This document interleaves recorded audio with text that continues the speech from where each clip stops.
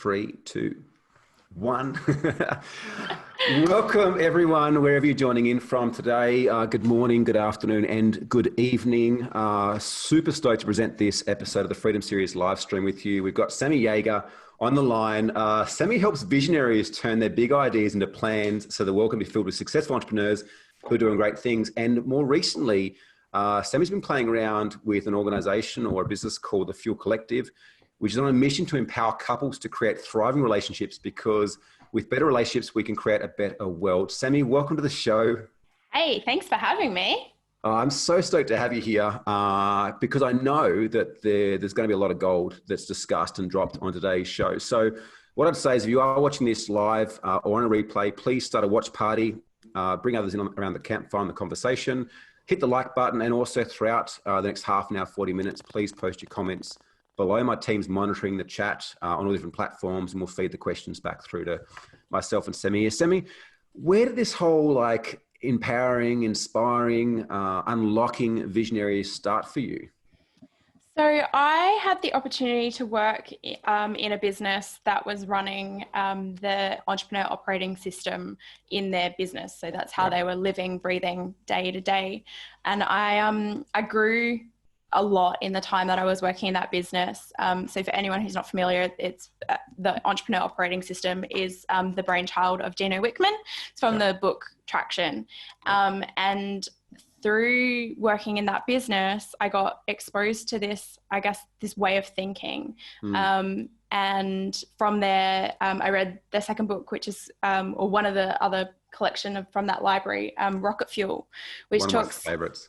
Yeah, it's one of the best books, and it literally changed my life. And I probably only read the book 18 months into working in that business. So I was, quite familiar with the methodology and the ideas, but reading Rocket Fuel, it unpacks this idea that there's kind of two primary forces, this relationship between a visionary and an integrator, and that they're both unique and special in their skill set, and they actually need each other. And it's quite okay that you're one and not the other. And it's that, it's that dynamic duo when, paired together creates rocket fuel for a business. And I guess reading that book and having all these pennies drop and being like, that's me, that's me, that's me, that's me, I guess just empowered me to be like, this is who I am. This is how, these are the skills and the strengths that I have. Why not lean into that? Yeah. It's really interesting too. That's one of my favorite books from all time, Rocket Fuel, absolutely. And if you guys haven't checked out the episode, I recorded an episode a few days ago with Heather Disher, who's actually my integrator for one of my businesses, The Game Changers. And we touch on probably a little bit differently to what me and Sammi are going to speak about, because we touch on the actual working relationship between me and her. But it's interesting too, because I've met a lot of implementers or integrators that have had this bit of a complex around, but I want to be the front person, or but I want to have some stage time. Or there's an aspect of am I good enough, or am I good being in this position, not fully owning the power that they have as implementer. Because both roles, as you said before, both are equal, and both, when combined, create rocket fuel in the business. No one, I think, is any better than the other. And in actual fact, one without the other is not very good at all. So can you speak a little bit about how your process and I guess your identity may have been affected in you when you started to realize, hey, this is my role. Maybe I'm not a visionary, but that's okay. I'm equally as powerful in my role as an implementer. Yeah, I mean, my background before I had that realization was in events, as a project manager and event manager. And a lot of my career was around creating the space to showcase other people and their capabilities. So that piece probably wasn't I didn't have a lot of ego to work through in terms of giving way to other people. It was more embracing that what I have and what I hold is actually very valuable. Yes. It was more that I had to sort of go, oh, fuck, not everybody, sorry, I'm dropping the F-bombs. Not everybody thinks the way that I think. And it was probably more that realization that, hey, there's all these incredible visionaries and we need them. We need them for the big ideas, and what is the world going to look like in 10 years, 20 years, 30 years, 50 years, the future. We need those people to have that lane and think that big. But it's really hard for them to change gears and think about, well, what are the first 10, 20, 30, 40, 50 steps that I need to take to make that happen. And it was really empowering for me to realize that, oh, I think about those first 10, 20, 30, 40, 50 steps. I might struggle to think about the flying cars and, total disruption of industry, but I can think about things in a way that doesn't come naturally to other people. Yeah, absolutely. I think there's such a powerful experience and dynamic that can be created when a visionary gets a business to a position where it's like, okay, I now need someone to sit between me and the team. I've reached a level that I'm able to reach within myself and within my current level of capacity, but I'm now at a point where I'm creating as much chaos as I am, success in the business. And that's when that integrator role can be really empowering to, I guess, unlock the visionary to play in their sweet spot, to play in that realm of creating ideas. And something I spoke with Ray Blakeney about on a previous live stream episode not too long ago as well, is the two types of entrepreneurs. The ones that create up and think about the flying cars versus those that just simply see problems that currently exist and fix them. I've got this current problem he was mentioning, about wanting to search who runs what podcasts and what podcasts can I get on. There wasn't a platform like that exists. So he's essentially made the Google for podcasting, where you can jump on this platform and search up and find every single podcast that's spoken about relationships or around mindset, and it provides their contact details in a way to connect with them. Now, that hasn't come from the flying car innovation. It's just come from him having a problem and going, I can fix that problem. Yeah, which is so powerful too, because some people don't take that step in terms of identifying a problem that they experience in the day-to-day life and go, well, what would a solution look like? They just live with the problem.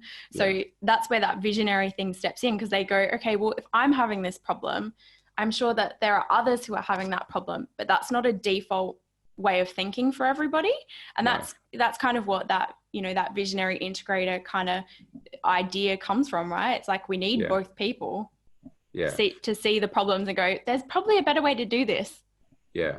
And if you look at some of the most successful companies in the world, they all have this dynamic playing out. It's just often you're not aware of it because the front man is Steve Jobs, right? Or it is Walt Disney.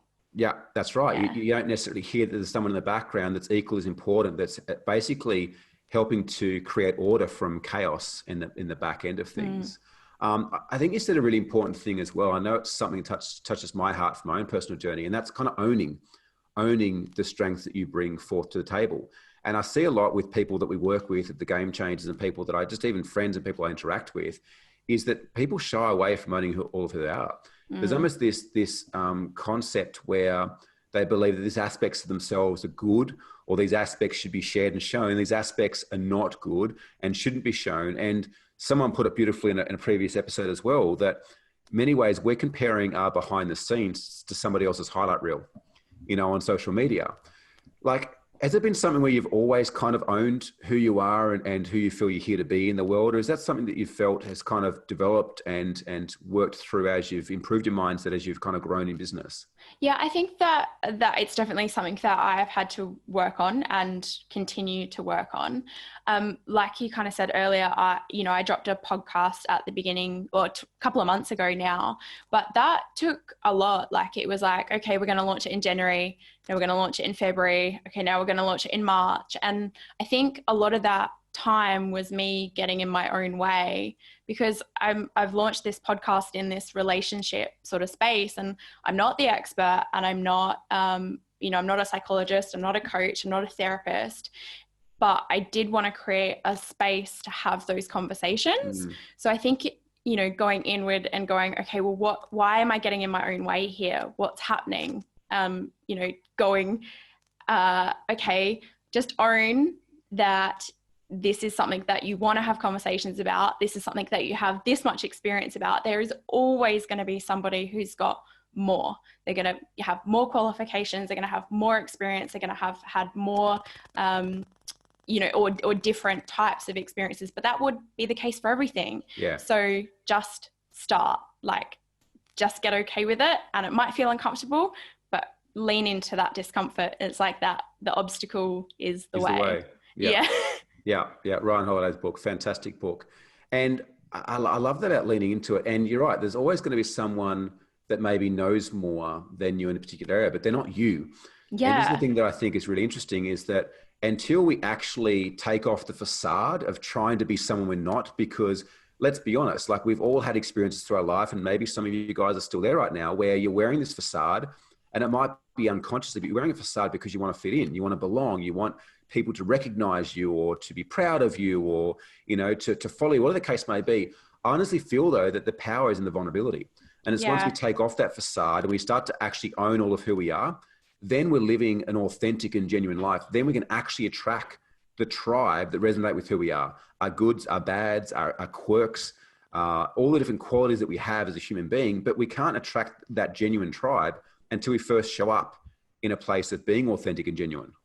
Yeah, I totally agree. And I think that doesn't come naturally. I think that that's something that, you know, we're kind of groomed that we need to behave a certain way in public, and we need to, you know, have a certain personal presentation, and we need to, interact in a certain way. And, you know, that is appropriate to say in that situation. That's not appropriate to say in that situation. Like, we're very heavily groomed into, you know, you watch kids and they just are. They don't have this awareness of, you know, fitting into a particular type of box. If they see a fat person, they say, "Oh, mummy, that person's fat." Like, they have no filter. And we've been, you know, I think being able to show up fully authentically, maybe still having some awareness about what might be hurtful. But, you know, unpacking, like, a mentor of mine has made a pledge to herself recently that she was going to stop showing up for her keynote speaking gigs in high heels. She's like, I don't like wearing them. It's uncomfortable. And I'm doing it because other people think that that's what a keynote speaker should be doing as a woman.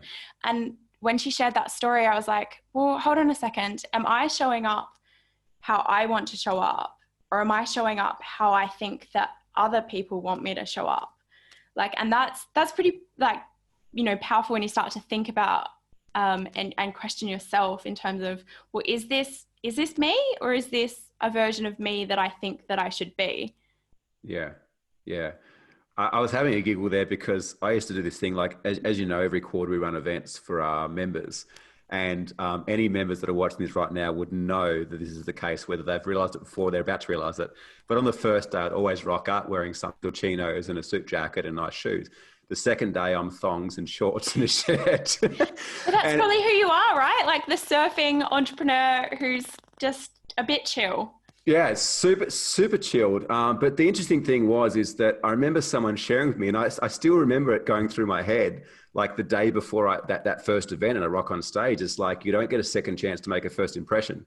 So I kind of like rorted the system by going, well, I can make an amazing first impression and then I can do whatever the fuck I want thereafter. But now it's moved to just showing up, doing whatever the hell I want anyway. And a couple of things I want to touch on. Like, you mentioned one thing about saying things that are hurtful. Here's the thing. There's obviously going out and consciously saying hurtful things, but then I also think a lot of people sit on not sharing what their truth is because they're afraid or worried of the reactions they'll create. But I think like, do you actually give a shit enough about somebody to be genuine with them, to tell them what's up? Because I think the best relationships are formed through overcoming adversity together and challenge together. If you had to show up to your friend and be like, you know what, you got some shit in your teeth. Or you know what, like what I noticed, you say that you want to attract guys, but yet you just emasculate them. But your behavior is showing otherwise. Yeah. You know what I mean? Like, I love it a bit. I love it a bit, but I've got to point this out because maybe no one else ever has and maybe not even aware of it. Now, it's up to them how they react to that, but I'd rather show up being fully, sharing everything that's there for me, rather than kind of like choosing which bits to share and which bits not, in case they don't want to be friends with me anymore. And I think that's a depth of both authenticity and vulnerability, because something that I learned, you know, from digging into all of Brene Brown's books, is that you can't expect to get vulnerability from your relationships if you're not willing to give it. And sometimes you have to be willing to go first. You have to be willing to have one of those awkward, deep conversations with, you know, a mate or, you know, your partner or a teammate or a client or whatever the situation is. But somebody has to take it to that new depth first. Somebody has to be brave enough to do that. And that is about that, you know, that being really authentic and leading with love in those conversations that might not be, you know, quote unquote easy. Yeah.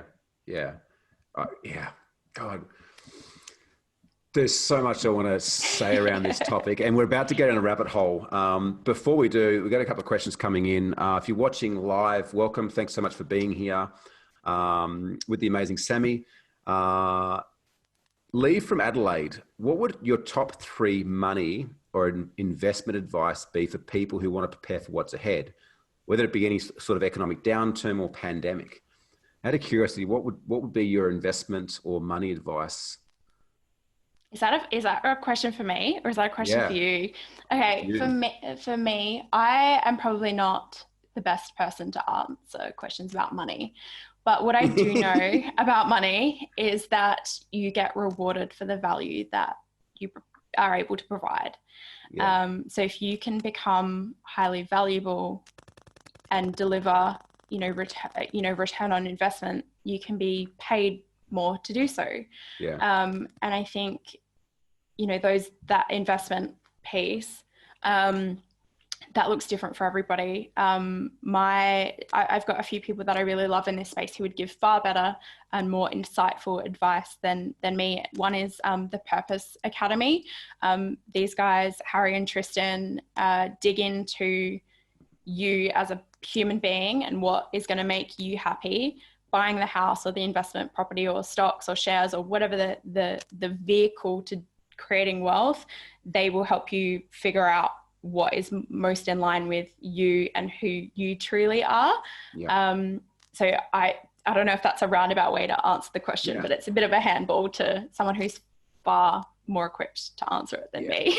and it's a fairly challenging question to answer, not knowing the financial situation. Like obviously neither is a financial advisors. Like it's been and it is a great time to buy property, providing that you're buying it within the top 100 suburbs, a high growth area. Property at the back of economy always does very well, where at an early stages of going into, financial recession. And as I said, like at the back of financial recession, property typically performs well. But that being said, do you want to have your money tied up in this time?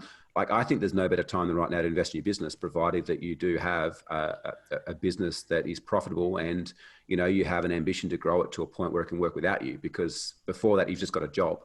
Now, that being said, watch yesterday's episode with Michael McNeish. We talk about how, regardless of the current economic downturn or the pandemic, it's like the simple principles of marketing and sales haven't changed.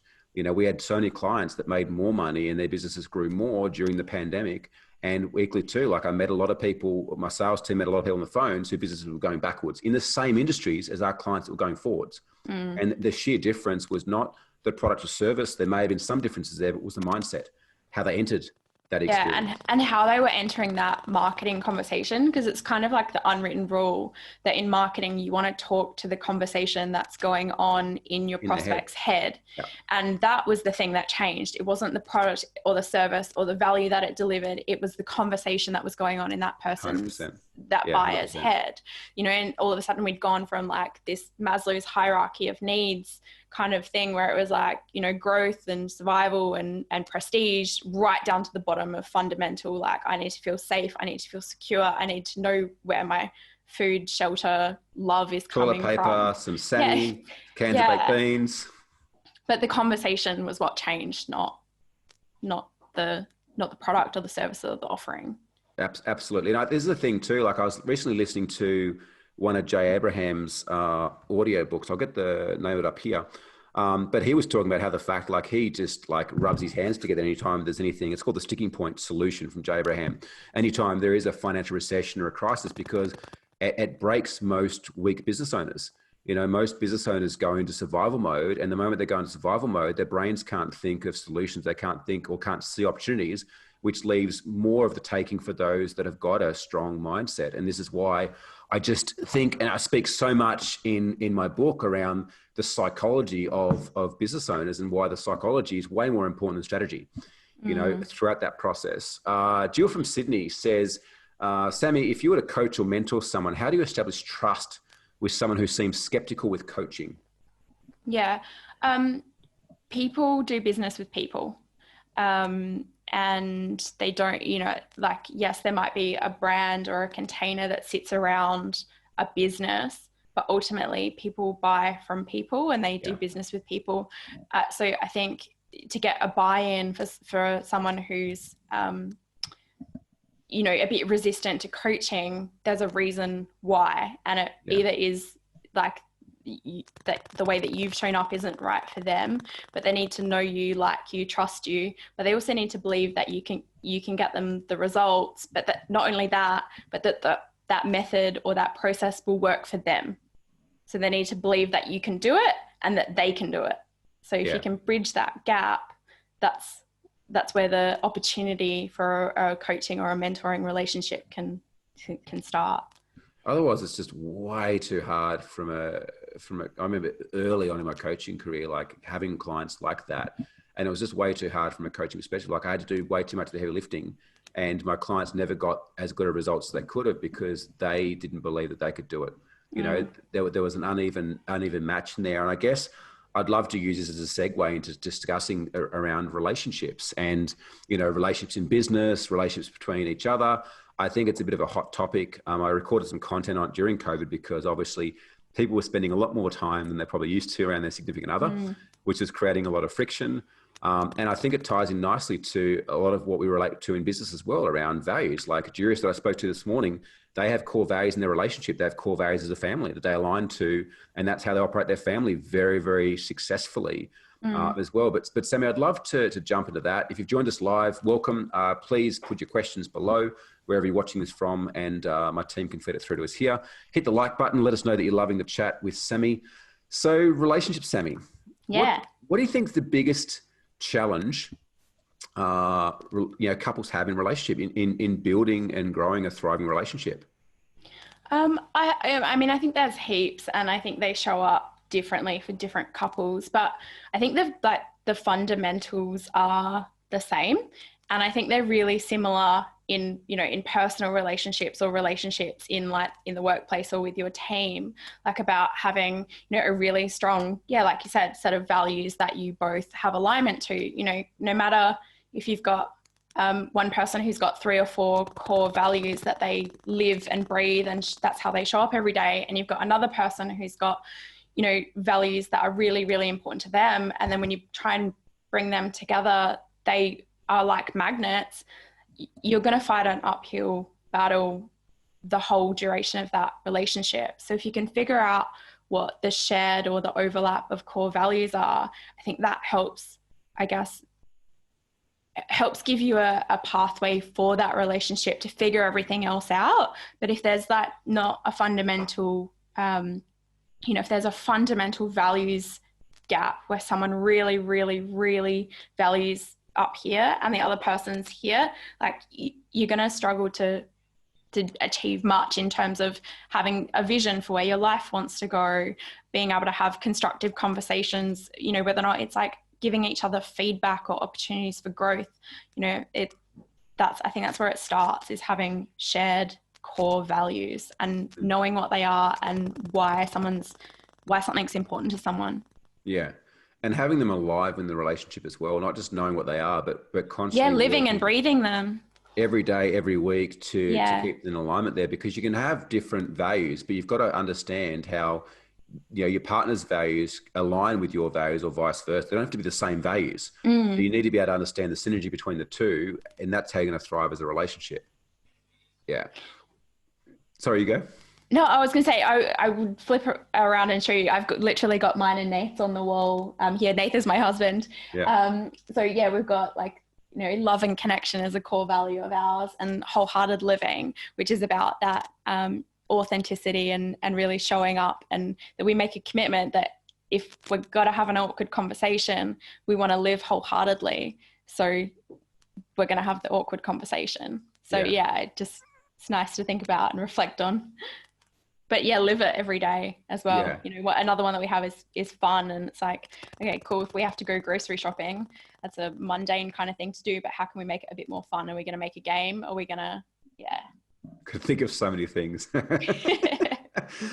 How important is vulnerability in relationships, do you feel? It's funny because I feel like I've said this word probably more times in the last 5 years of my life than I'd ever said it before, or even really understood it as a concept or what it really means. And I think what we had the podcast that we dropped today, we had a couple who have been together. They met as teenagers and now they're adults and they've got kids, and they talked about having no taboo topics. And to have no taboo topics means that you have to have this full spectrum of your relationship, that there's no blackout areas, there's no no-go zones, that it's full, open, honest vulnerability. And I think you can't have that in a relationship unless you've built kind of, I guess, some psychological safety with one another, that, I'm not going to then use that information to hurt you or to hinder you or to leave you, or like for it to come back and be something that I push below the belt on that thing that you've opened up. So I think you can't get to that space of psychological safety and that circle of safety with each other unless someone's been willing to get vulnerable, and then you can't, but you also can't have it if you don't do that. So I think vulnerability is like, it's I don't want to say everything, but it's the depth of your relationship is going to be so inhibited if either of you have got stuff on the table that you're not acknowledging. Yeah, because I feel it's felt within the energetic relationship too, and the way that it's felt is that they're hiding something from me, and because of all the insecurities that we grow up with, all our past behavioral patterns and belief systems, we naturally make it about us. We naturally believe that something's terribly off, when in actual fact it could just be their own wounding they're carrying around with. And I think this is where relationships have such a beautiful and amazing opportunity for us to transform as human, as spiritual beings as well, to address all that unresolved shit, to address all those past patternings that we've been carrying around with for so long, because relationships tend to bring to the surface. But I think so often we just push them back down because it hurts, or we don't want to deal with it, or we think it's not important, or you don't get curious about it. If your partner's like pissed you off or annoyed you or hurt you, or something that they've done is like really triggered something in you, I think often we don't then take that as an opportunity to actually go in and go, well, why has that upset me so much? What was it about the thing that they did or didn't do that has caused this reaction? Like, am I feeling excluded? Am I feeling like, they don't really love me? Why is that? Like, what is it in this situation that's me? Like, and I think that's not something that I don't think we're taught. I don't think we're taught to mirror or reflect our own behavior and go, okay, what's going on here? What is that? Why is that showing up like that? That's definitely a skill that I've learned, like, probably a decade too late, well, not too late, but you know what I mean? I think it would have been beneficial to learn it a lot sooner, for sure. Yeah. I guess it's taking radical responsibility for your emotions. And it's very easy for us to blame someone else. Like, something gets said, you say something to me, I get triggered. It's very easy to blame you because I'm triggered. But the reality is it's not so much what you said, it's the way that I've interpreted my response to it, or my past patterning or woundings that's caused the trigger in me. Or what's the meaning that I've wrapped around that behavior or that, that action or inaction? Like, what did they do or say versus what is the meaning that I've attached to what they did or said? Absolutely, which then creates the trigger. And I think you're right. If we're able to look at the trigger with curiosity and go, cool, like what was it about what Sammi said that caused me to feel this way? And what's behind that feeling? Like, is my safety in jeopardy? Is my sense of belonging not there? Like, it will typically come down to safety, belonging, or a sense of love and connection that's being threatened, and anything if we choose to question it. But the beautiful thing that worthiness, right? Like that being enough. Yeah, absolutely. And once we start to question it, we start to kind of expand our patterning around that situation, whereas next time we're not as triggered by it, if at all, because we've done the work though. Yeah. Like, you can acknowledge it and be aware of it, but unless you've then gone, okay, well, how would I like to address that next time? That, what did I do well in that situation? What was the opportunity in that situation? Unless you do that bit, like, you can acknowledge it, but unless you do the next stage of actually working on it, it will just keep showing up until you learn that lesson. Yeah. What do you feel are some practical things that couples can do, like at any stage of their relationship right now? Like, let's just say that they're not quite feeling as connected. as they'd like to, or that they're just even aware, like, oh, my relationship's hit a bit of a plateau. Like, I love this man, love this woman, got kids to them, whatever the case may be. But how do I start to take some positive steps forwards? So, I mean, I'm just going to share something from my own relationship. Nathan and I have a monthly meeting. Yeah, I know, super A-type personality. Speaking my language, yeah. Yeah, but I mean, for us, that creates a really clean, dedicated, predictable space to what's coming up in the next 60, 30, 60 days. What do we need to be prepared for? Some of it's housekeeping, what's kind of happened in the last 30 days that went well. What do we need to work on? What are we grateful for? What were the highlights? And then, where are the gaps? Like, where are we now versus where do we want to be? It highlights that gap. And for us, that just creates a really strong alignment that we both feel like we're in the same place at the same time, going in the same direction. So if there's not opportunities to do that in your relationship, I feel like you can feel a bit lost. You can feel a bit like, oh, you're kind of going in that direction, I'm kind of going that direction. Hopefully together we're going somewhere in there. But I think without that real like stop, prop, checkpoint, are we on track? Are we not on track? Where are we going? So for us, that works really well. Yeah. What's been the impact of your relationship, like, since you guys have been running that monthly kind of meeting?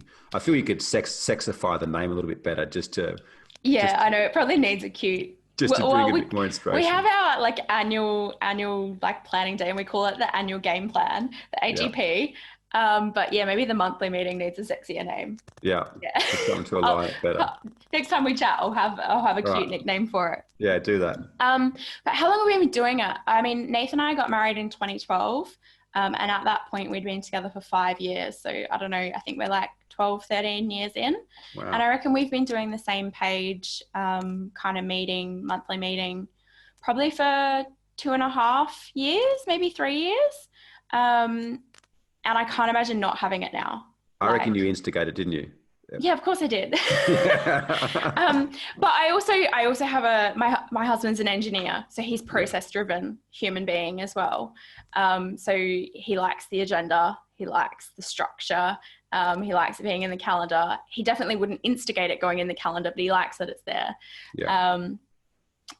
I can't imagine not having it, because it means that we get to have a dedicated space for housekeeping chat and logistics chat, and that opportunity for growth and feedback as well, like asking, how am I doing as your housemate? How am I doing as your lover? How am I doing as your friend? How am I doing as your, like us on this rocket ship of future together? Like, do you feel like I'm contributing in the way that you would expect? And have those conversations. And there's if you don't monitor and measure things, they just kind of fall off the priorities list all the time. Yeah. And I can't, this is our life. Like, what's more important than our life?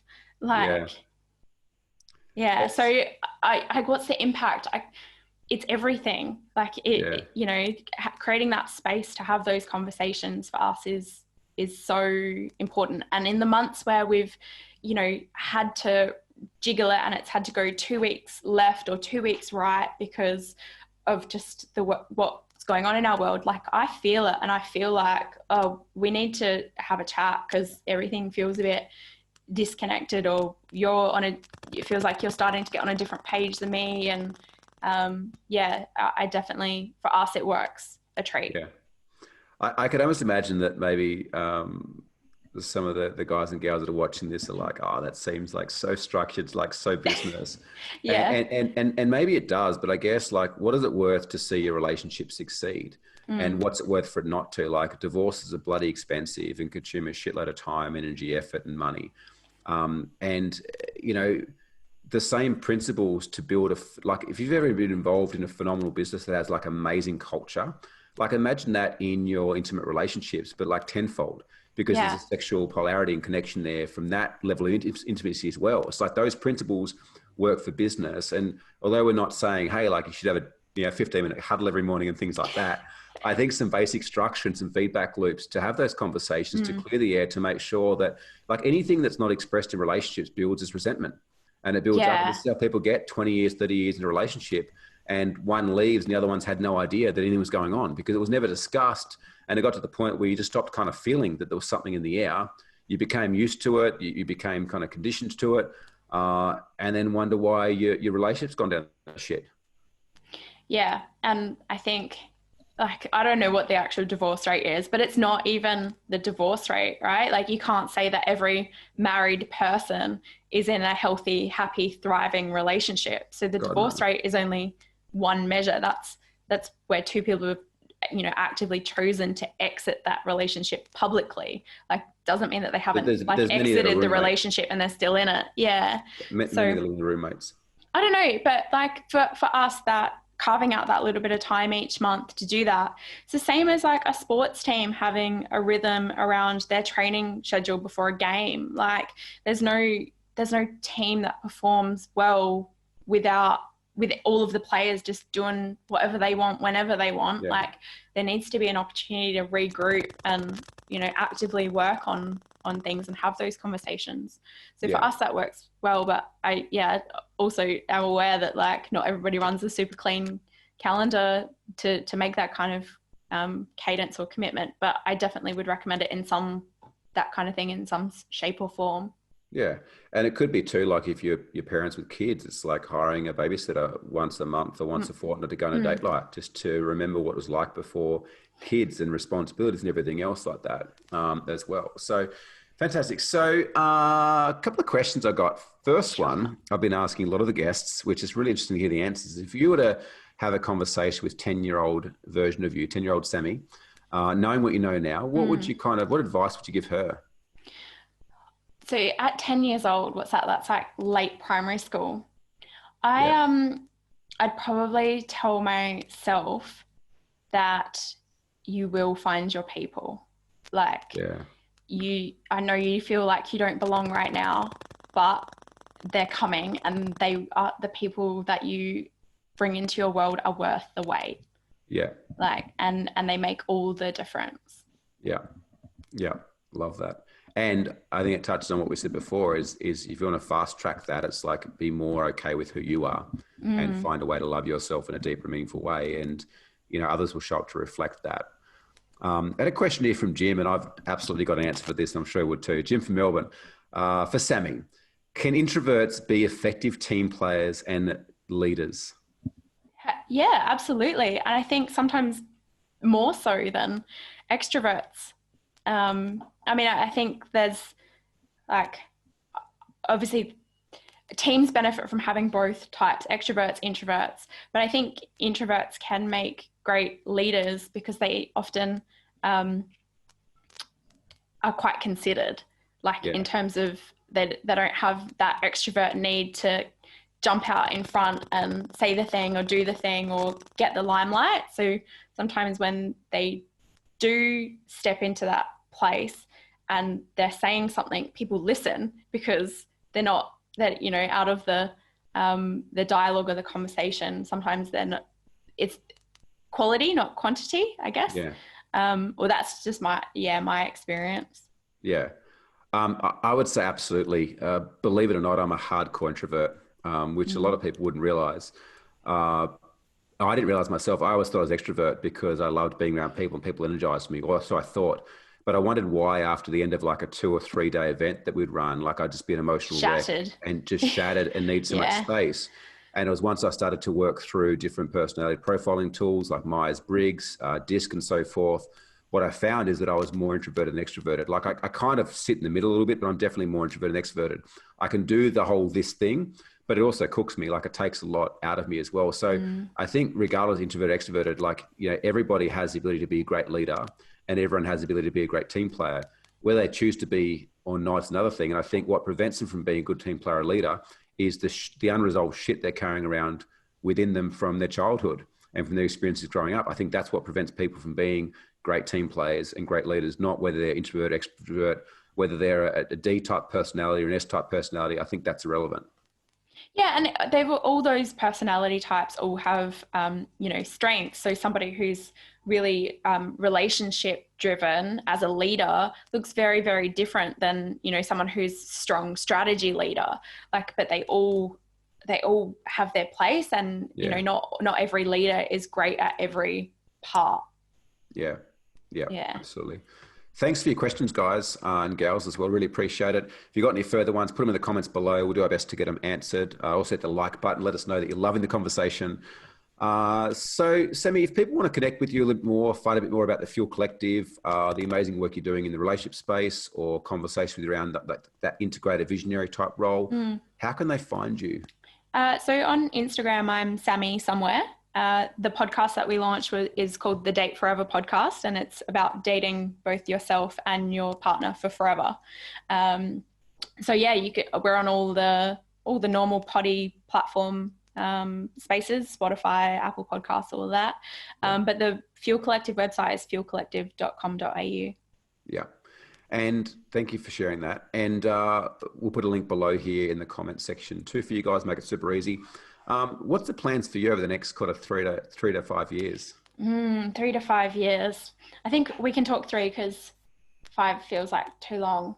But I don't know. I love hanging out with business owners. I love having conversations about relationships. I love using these guys over here, the United Nations Global Goals, as a vehicle to encourage other people to use their businesses as, a vehicle for more than making money and doing some good in the world. Yeah. So it'll be a melting pot of those kind of 3 things: is business, relationships, and contribution.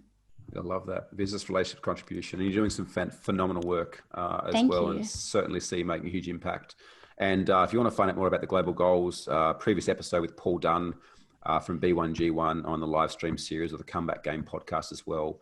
Amazing man with a big heart, and just such a delight to hang around with and listen to as well. And if you're currently a business owner, entrepreneur, and you're looking to create a profitable, purpose-driven business that can work without you, click on the link we put down below, start to date with the live stream series, and get to interact with more amazing guests like Sammi and many others we've had on so far over the next few weeks in the lead up to my launch of my new book, The Path to Freedom, which is the last 18 years of my experience building and growing great companies. I'm just can you tell I'm so over the moon to get this thing out? And so you should be, right? So it's a big deal to take what's in your brain and put it on paper and give it to the world.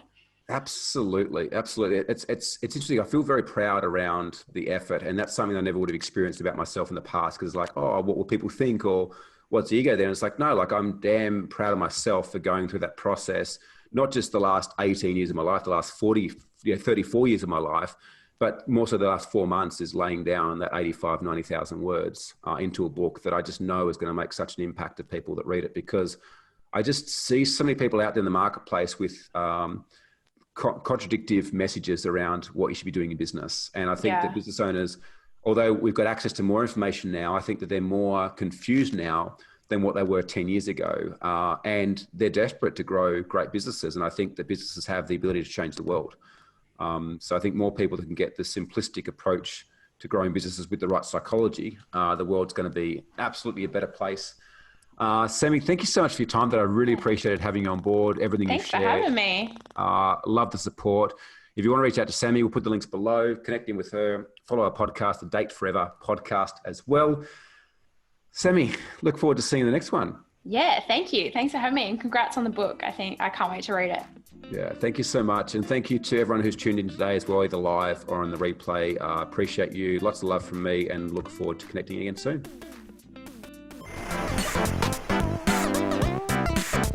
Thank you so much for tuning in to this episode of the Game Changers podcast. There's a couple of things I'd love you to do to help us and help yourself to spread the message further. Make sure that you like the Game Changers on Facebook, Instagram, YouTube, Twitter, LinkedIn.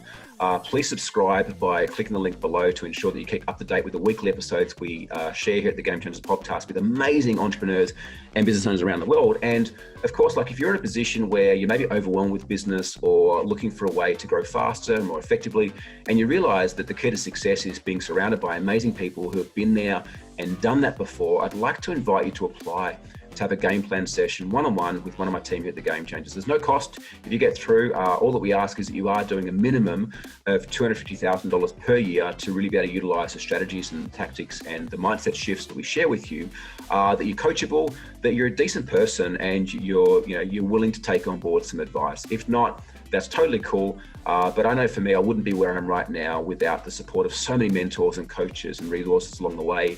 And I'd like to pay that forwards and give back to you the opportunity to work with us one-on-one for free to put together a customized game plan.